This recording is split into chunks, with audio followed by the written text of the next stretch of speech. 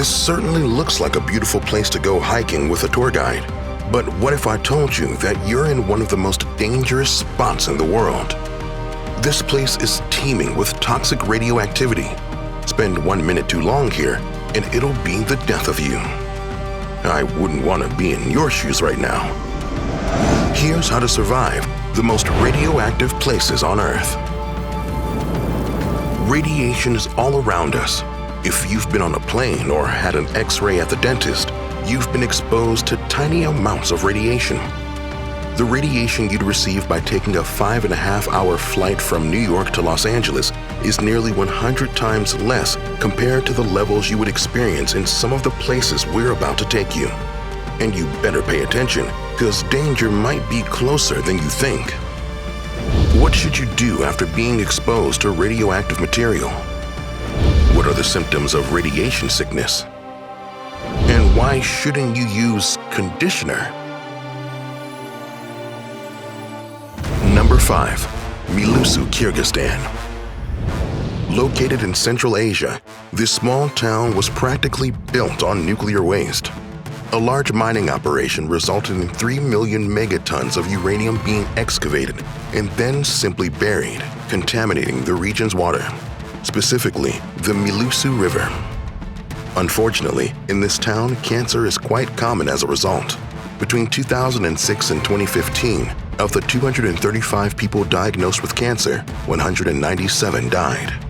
If you ever visit Mailuu-Suu, make sure to bring your own water and food supplies to avoid exposure to additional radioactive substances. Number 4. Pripyat Hospital, Ukraine. After the 1986 Chernobyl nuclear power plant disaster, firefighters and first responders were brought to this hospital for treatment. Medical instruments, tools, and documents were left in the building as they were way too contaminated to be removed. Despite being a tourist attraction now, it's forbidden to enter the hospital's basement. Filled with the clothing worn by doctors and nurses, it's a radioactive hotspot. Since official tours are given here, you'd be scanned for radiation exposure as you enter and when you leave. Even with that in place, you'd still need to be able to identify symptoms of radiation sickness. If you start to feel nauseous or your skin turns red or abnormally tan, you need to leave the area immediately and seek medical help. Number 3. Puerco River, U.S.A. Church Rock, New Mexico has huge uranium ore reserves. In 1968, a large-scale mining operation was set up. Any waste was deposited in 3 lagoons fortified by a dam built on geologically unsound land.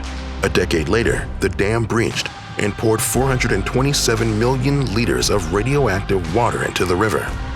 The Puerco River supplied fresh drinking water to local communities for themselves and their livestock. As a result, people have suffered numerous health issues, including kidney damage and cancer. Play it safe. Bring your own water. Number 2. Goiânia, Brazil. In 1987, a robbery at an abandoned cancer clinic went terribly wrong when 2 thieves found a teletherapy unit used for cancer treatment still equipped with a canister containing a bright blue substance. They brought it home and, without realizing it, exposed friends and family to very radioactive cesium-137. The device was sold to a local junkyard where it was dismantled and the cesium-137 was released. Contamination was found over 161 kilometers away, and more than 100,000 people had to be monitored for radiation exposure. If you've been exposed to radioactive material, it is crucial to decontaminate yourself. Remove the outer layer of your clothing and put them in a sealable container and take it away from yourself and others. Take a shower as soon as you can. Use soap and shampoo, but make sure to skip the conditioner. It can make radioactive material stick to your hair. Number 1. Fukushima, Japan. In 2011, a magnitude 9.0 earthquake hit the Pacific off the coast of Japan, triggering a massive tsunami that flooded reactors at the Fukushima Daiichi nuclear power plant. 3 of them started to leak radioactive material following a fire caused by hydrogen air explosions. The spill meant 300,000 people had to be evacuated from the surrounding regions. While the plant was shut down, wastewater continued to be released into the Pacific. It'll take about 40 years to completely decommission the plant, so avoid taking a dip anywhere near it in the meantime. Phew, that was intense, but you pulled through. Would you feel brave enough to spend 72 hours at the site of one of the worst tragedies in history?